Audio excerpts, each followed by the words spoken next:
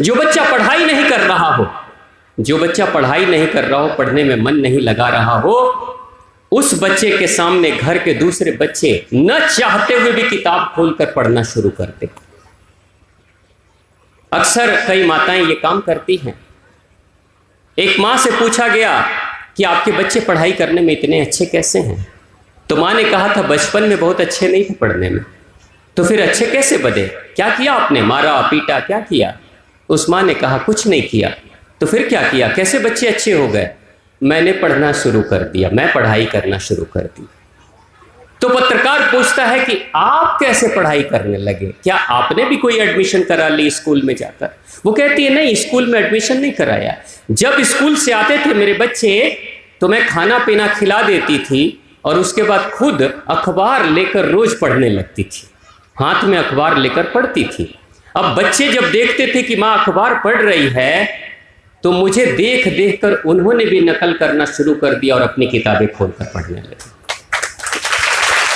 अपनी किताबें खोलकर पढ़ने लगे, यानी देखा देखी में बच्चे वही करते हैं जो माता पिता करते हैं। आजकल के बच्चे क्या कह रहे हैं? माताएं आती हैं, बहनें आती हैं, बाबूजी आते हैं और कहते हैं स्वामी जी मेरा बेटा तो दिन भर मोबाइल में ही लगा रहता है, जब देखो तो मोबाइल ही खेलते रहता है। मैंने कहा तो फिर क्या चाहते हो? मैं चाहता हूँ मोबाइल छोड़ दे, फिर पढ़ाई करे। मैंने कहा उसके लिए आपको पहले मोबाइल छोड़ना होगा।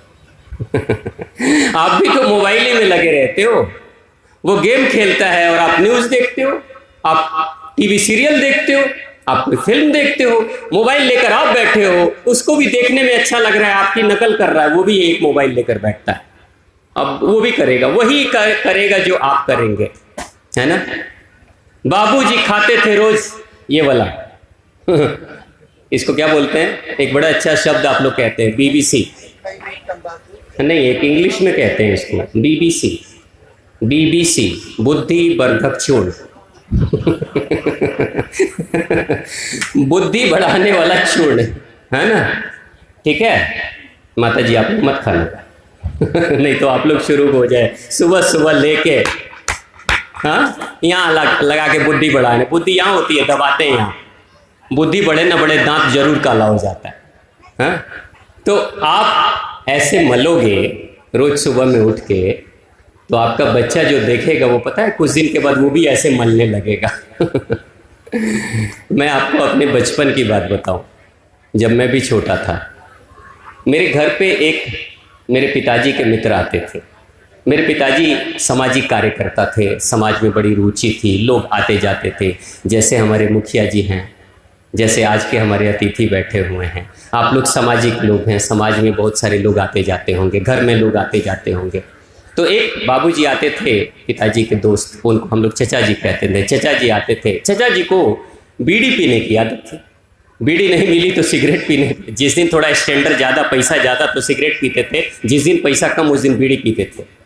तो उनको देख देख के ना, अब बचपन का मन बड़ा अच्छा लगता था देखने से। आहा, इधर से मुंह में लगाते हैं, इधर से धुआं निकलता है, और कभी नाक से निकलता है, कभी मुंह से निकलता है, कभी इस नाक से कभी उस नाक से निकलता है। बड़ा अच्छा लगता था देखने से। ये तो बड़ी कमाल की चीज़ है। चीज़ इतनी छोटी सी है लेकिन चिमनी की तरह धुआं निकले चला जा रहा है। अब वो भी कभी कभी गोल धुआं घुमाते थे, कभी ऐसे फेंकते, कभी वैसे फेंकते, बड़ा अच्छा लगता था।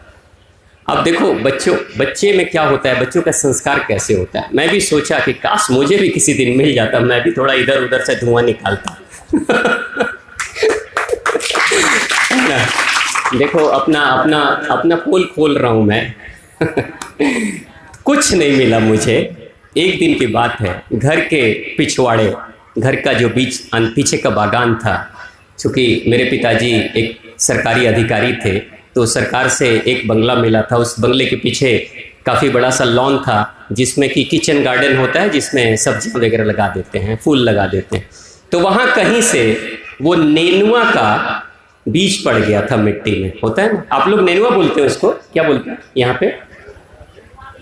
नेनुआ, घेवड़ा, क्या बोलते हैं? घेवड़ा बोलते हैं कि घिड़वा बोलते हैं? घिवड़ा। अच्छा चलो समझ लो, अर्थ वही है ना? ठीक है। तो वो कहीं से लग गया था, वो लगाना तो नहीं पड़ता, अपने आप लग गया। और लग के वो बाउंड्री पे चढ़ा था जब तक सब्जी निकली तब तक तो सब लोगों ने सब्जी तोड़ तोड़ के उसकी सब्जी खा ली, लेकिन बेचारा वो कुछ दिनों के बाद सूख गया था। और सूख गया था ना, तो उसकी जो डंठल थी ना सूखी वाली, वो देखने से मुझे बीड़ी जैसी दिखती थी। वो मुझे बीड़ी जैसी दिखाई देती थी। एक दिन मैं खेल रहा था, गया डंठल को तोड़ा, ऐसे तोड़ के निकाला तो इधर से देख रहा हूं उसमें छोटे छोटे छेद थे, छोटे छोटे छिद्र होते हैं ना सूखे वाले डंठल को, कभी आप लोग देखना, उसमें छोटे छोटे पाइपलाइन जैसे छिद्र होते हैं, इधर भी। बड़ा अच्छा लगा। उसके बाद से कहीं से माचिस लेकर और मैं ऐसे ही जला रहा था, तो इधर जलाया ना, तो इधर जलाए तो इधर से धुआं निकल रहा है, जला रहा हूं उधर धुआं इधर से निकल रहा है दूसरे छोर से। मुझे लगा वाह क्या मिला है, यही तो चाहिए था, इसी की तो तलाश कर रहा था। बस मैं भी लेके थोड़ा थोड़ा सुलगाने लगा उसे। और बड़ा मजा आया धुआं निकालने में मुझे भी। 1 से 2 दिन तो निकाला ही था, तब तक तीसरे दिन पीछे से सर पे हाथ लगा मेरी माँ का, एक ही बार लगा 440 वोल्ट का करंट। ऐसा झंझनाया ऐसा दिमाग मेरा झंझनाया कि उसके बाद से वो पता नहीं घेड़ुआ का वो बीड़ी कहाँ चला गया। उसके बाद से बस कान पकड़ लिया कि दोबारा नहीं लूंगा। लेकिन आप सोचिए कि शुरुआत तो हो गई थी ना, अगर रोका नहीं जाता तो मैं भी तो वही कर रहा होता। तो देखा देखी में चीजें होती हैं।